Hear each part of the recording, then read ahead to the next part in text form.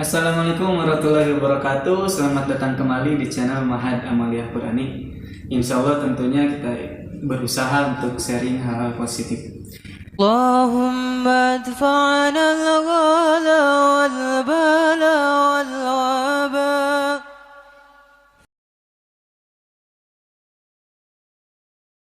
Alhamdulillah, sebelumnya apa kabar teman-teman semuanya? Semoga selalu diberikan kesehatan selalu oleh Allah Subhanahu wa taala dan mudah-mudahan setiap urusannya dimudahkan dan mudah-mudahan usianya diberkahi oleh Allah Subhanahu wa taala dan juga senantiasa selalu ada dalam lindungan dan rahmatnya Allah Subhanahu wa taala. Alhamdulillah, pada kesempatan kali ini kita bisa bertemu kembali. Insya Allah pada kesempatan kali ini kita akan melanjutkan kembali obrolan kita ya, mengenai Mahad Amal Qurani. Yang sebelumnya kita berbicara atau sharing sedikit tentang sejarah Mahad Amal Qurani ya, bersama Mudir Mahad Amal Qurani langsung, yaitu Ustaz Ali Hasan.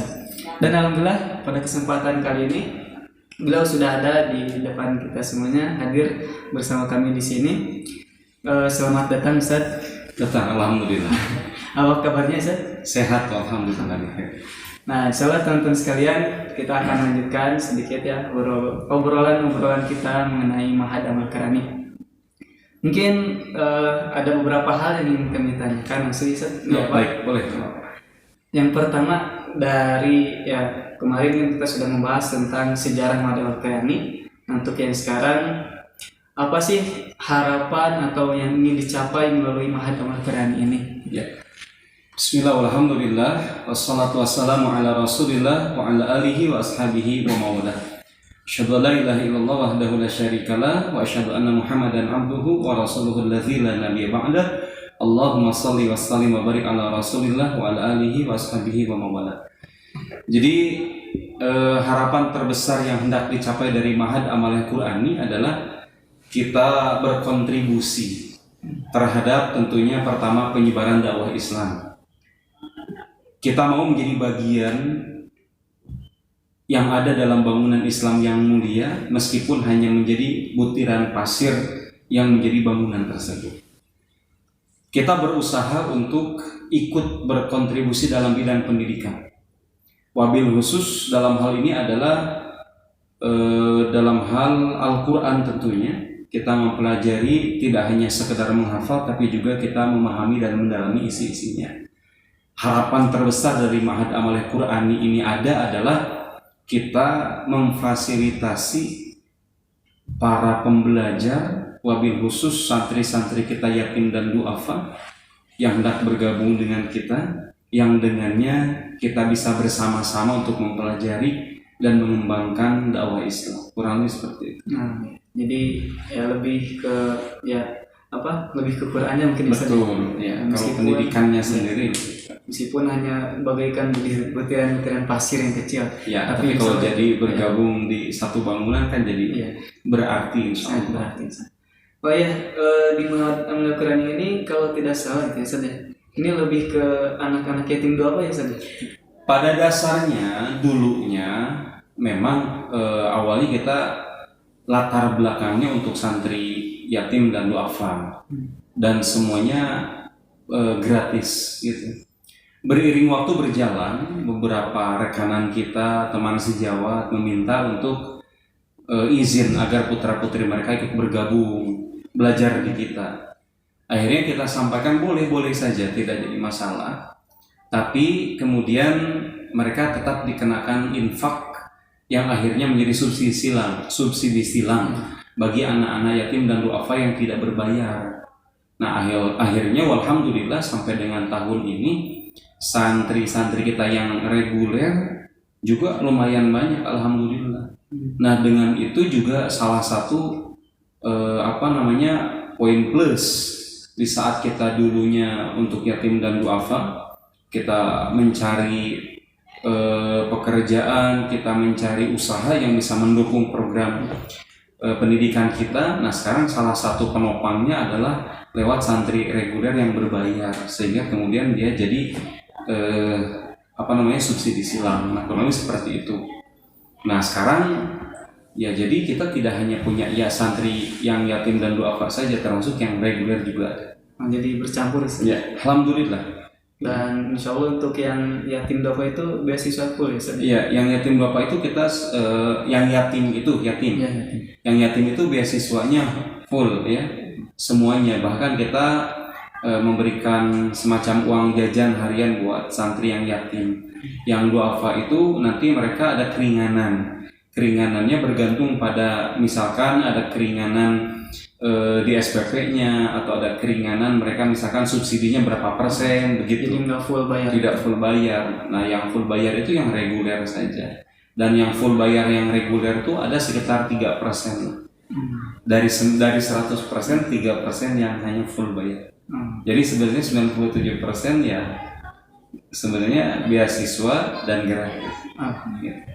Nah itu ya mungkin teman-teman ya, mungkin dari wilayah daerah atau teman-teman ada yang yatim duafa misalkan atau yang yatim khususnya, tuh mudah-mudahan nanti bisa bergabung ke sini ya, insya Allah beasiswanya full gitu.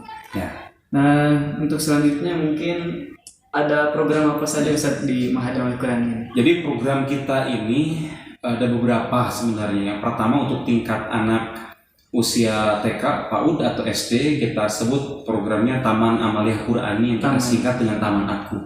Taman Aku ini dia mulai beroperasinya atau KBM-nya itu dimulai dari jam 1:30 sampai dengan jam 4, itu Taman Aku.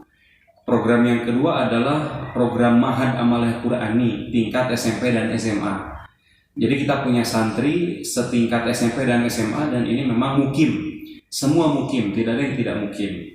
Kemudian program yang keempatnya adalah program tahosus.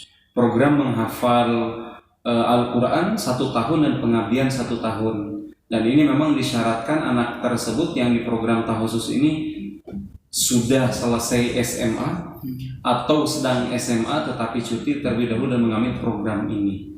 Nah ini diantara program yang ada di Mahadam Al-Qur'ani untuk program pendidikan. Nah program pendidikannya itu.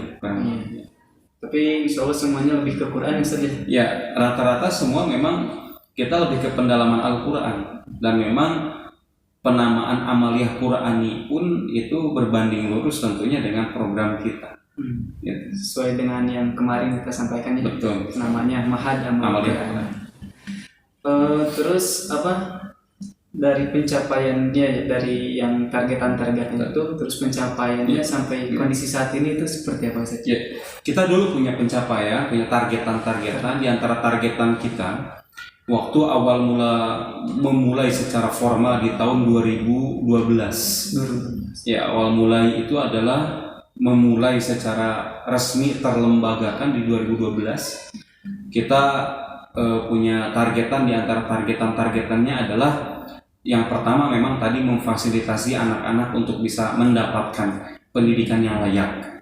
Dulu itu anak-anak santri kita ini sekolahnya umumnya di luar. Kita boleh memilih sekolah umum di luar. Jadi nggak fokus di sini. Ya, jadi di kita itu mondoknya aja dan kita ajarin Al-Qur'annya, sekolahnya di luar.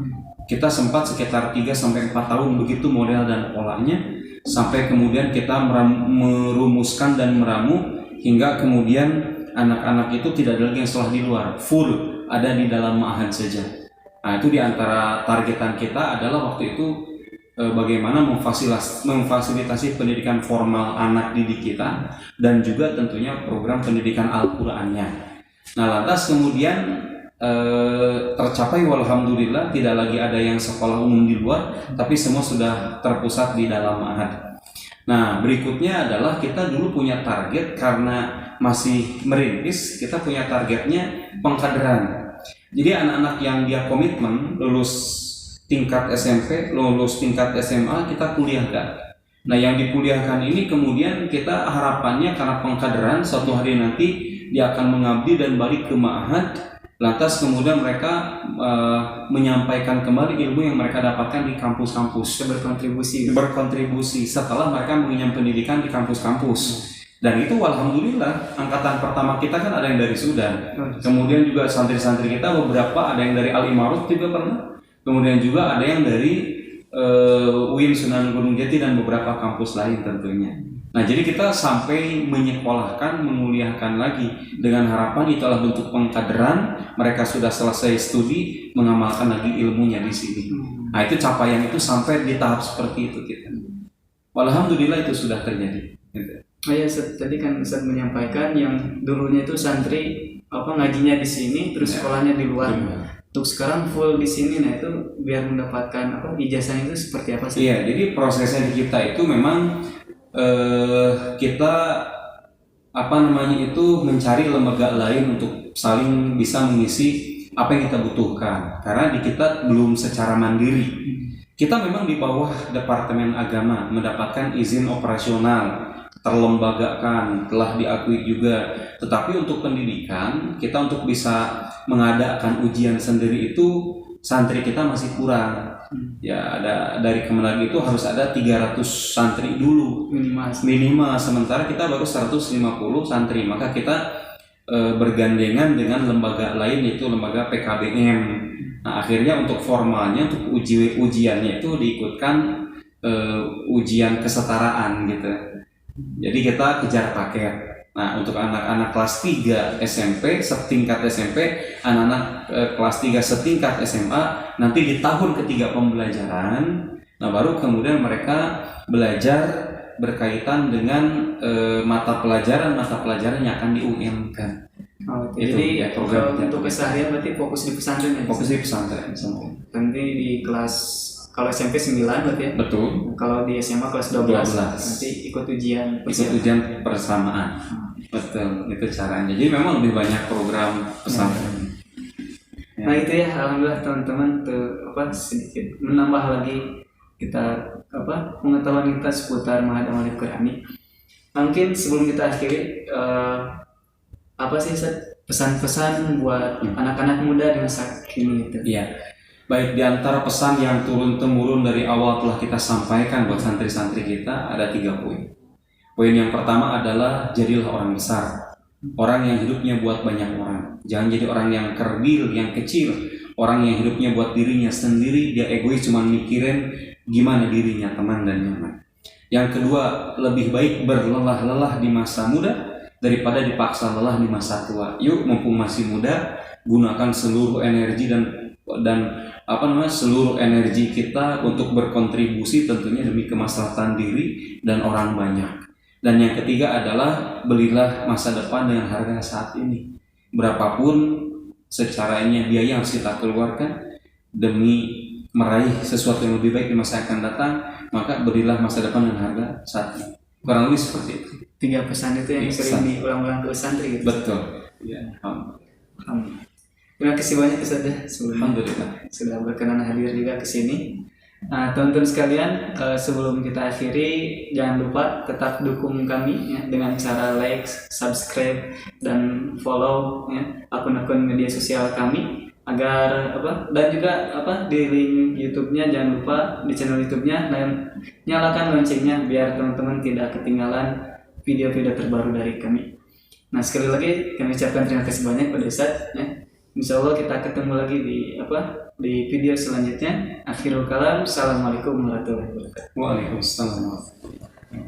شكرا يا ربي شكرا هديت قلبي شكرا نورت دربي شكرا شكرا يا رب شكرا يا ربي شكرا هديت قلبي شكرا نورت دربي